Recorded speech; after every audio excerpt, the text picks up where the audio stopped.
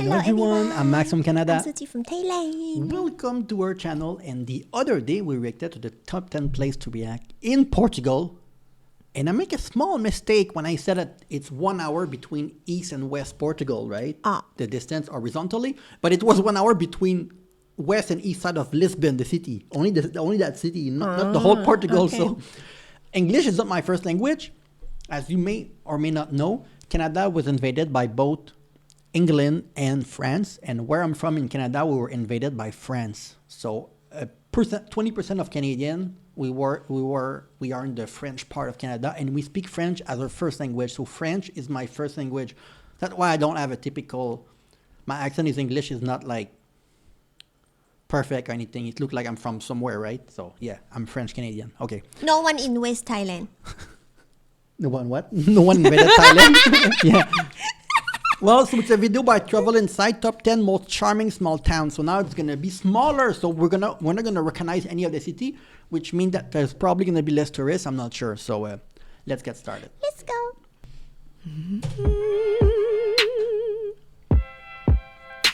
Wow. Many of the small towns of Portugal are lands lost in time.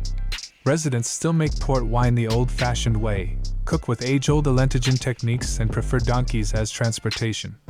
Not many tourists make it to these slices of European history, so expect an authentic, albeit slow-paced experience.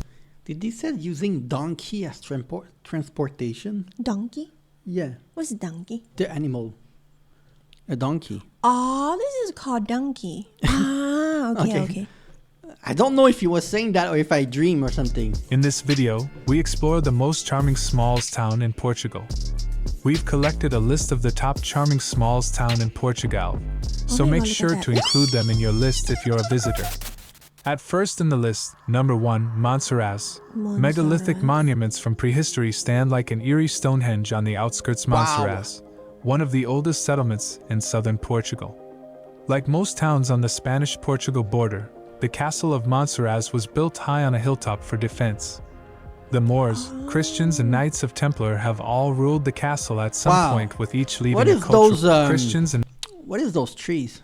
They're like puffy and circular. Maybe from far it's small. Yeah, I'm trying to see from. I cannot see from close what it's like. Knights of Templar have all ruled the castle at some point, with each leaving a cultural mark. Number 2. Tomar. The Knights of Templar were a religious military faction ordained by the Pope. They were among the most skilled fighters during the Crusades, and non-fighting members were advanced in the world of the water finance. Is blue. They ruled Christendom from the 12th to the 14th centuries, and they once called Tomar home. Nestled against the Cid Montes woods, this historical gem still boasts the Convento de Cristo, the towering former home of the Knights.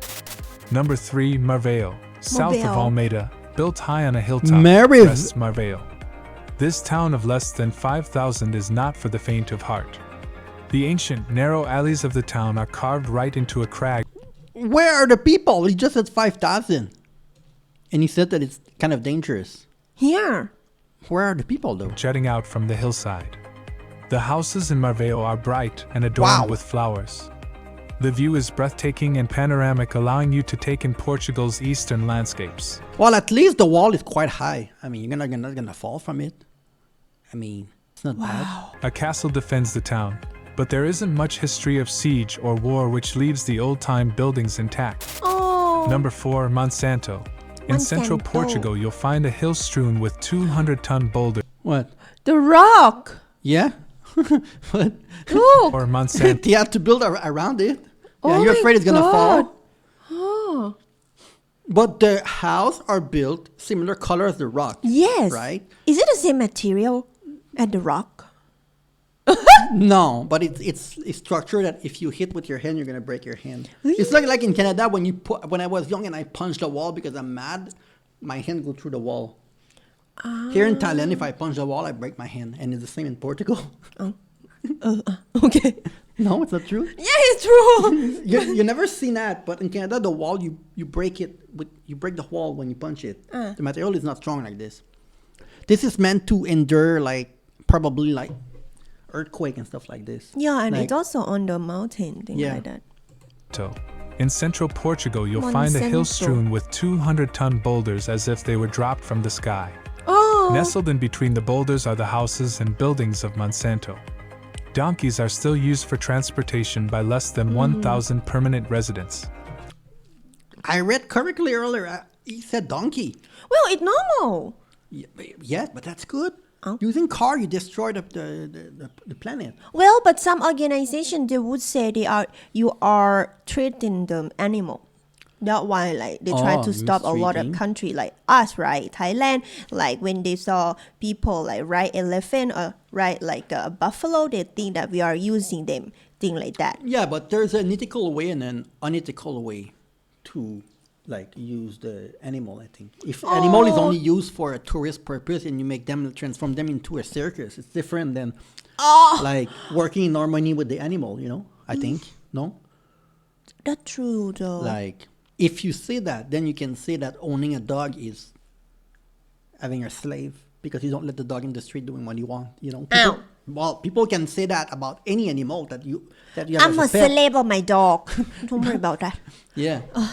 But I think it's good. I mean, who wants to drive a car there anyway with all the cliff and stuff? The ingenuity of the community Look shows. at this, you know? That's crazy. Yeah. That's crazy. And as you said, the rock and the house are like together, like you don't know what is what if you look, if you don't look closely. Yeah. It's like in a movie. How long ago? Long ago. They build a house however they can based on the... As the boulders serve as fortifications, walls, and even roofs. Yeah. There's even as one- they just said, right? It's also used to like block an attack or something, you know? So you're kind of protected at the same time. There's even one house built right into one of the largest rocks in town. Number 5. One house built right into That house is alone on the biggest rock in town. I don't know. I mean, it's not easy to get down from there on foot. Yes. one of the largest rocks in town. Number 5. Obidos. Obidos draws thousands of tourists per year with its lost-in-time quality and a variety of festivals. If you are looking for an authentic Portuguese small-town retreat, you may not find it here amongst the crowd. But the crenellated beauty of the surrounding castle wall may prove irresistible. Inside the fortification, you'll find a maze of narrow cobblestone streets connecting large white houses, flower gardens, restaurants, shops, and bars. Number 6. Tavira. Tavira, just 2 miles from the ocean on the southern coast of the Algarve, has been standing since the Bronze Age. Cut in twain by the Rio Giglio, Tavira is a walker's paradise. Cobblestone streets weave through shady parks, up to an elevated castle, over a romantic Roman bridge, and past plenty of Gothic and Renaissance churches. Fishermen bring daily catches to a modern riverside market, and the city is just 2 miles to the white sand beaches of Ilha de Tavira. Number 7. Castelo de Vide. You'll find Castelo de Vide sitting right in the center of Portugal's eastern border with Spain. Less than 4,000 live in this authentic small town. One of the town's few attractions besides its medieval castle is the crystal clear, clean and refreshing mineral water that's been directed to pour out of various small fountains. Life moves slowly here.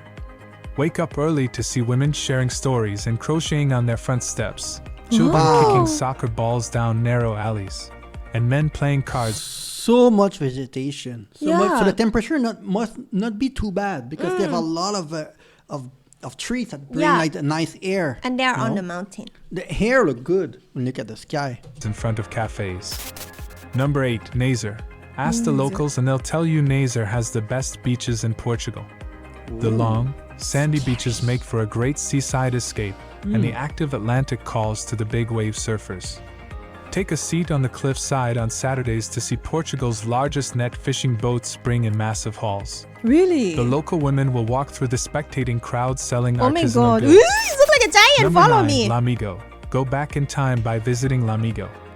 Cradled by the slopes of Lamego? port wine country, this north-central Portuguese town is dripping with Baroque flavor. Most tourists come to climb the centuries-old Baroque staircase leading to the Whoa. breathtaking Igreja de Nossa Senhora dos Remedios. The genuinely preserved granite sanctuary and the lavishly ornate church is a delight for the eyes.